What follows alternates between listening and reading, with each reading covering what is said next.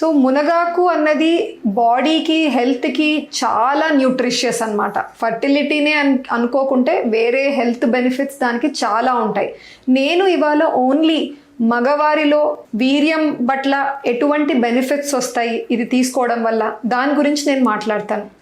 మునగాకు అన్నది దాంట్లో కొన్ని విటమిన్స్ చాలా రిచ్గా దొరుకుతాయండి. అవి vitamin C, vitamin E and also ఒక మినరల్ జింక్ అన్నది చాలా మంచి అమౌంట్లో దొరుకుతుంది. సో మునగాకు తీసుకోవడం వల్ల ఈ విటమిన్స్, ఈ మినరల్ ఇంటేక్ కరెక్ట్గా జరగడం వల్ల ఎన్నో బెనిఫిట్స్ వస్తాయి. మొదటిగా చూసినట్టయితే మగవారి వీర్య కణాల కౌంట్, కదలిక అండ్ క్వాలిటీ మూడిట్లో కూడా ఇంప్రూవ్మెంట్ వచ్చే ఛాన్స్ చాలా హైగా ఉంది. సెకండ్ వచ్చేసి నేను అన్నట్టు ఈ విటమిన్స్ అన్నీ కూడా యాంటీ ఆక్సిడెంట్స్ అంటాం. సో ఈ యాంటీ ఆక్సిడెంట్స్ వెళ్ళి ఏం చేస్తాయి అంటే బయట ఉన్న వేడి, హీట్, స్ట్రెస్, టాక్సిన్స్ వాటన్నిటి వల్ల ఈ స్పర్మ్స్లో క్వాలిటీ దెబ్బతింటూ ఉంటుంది.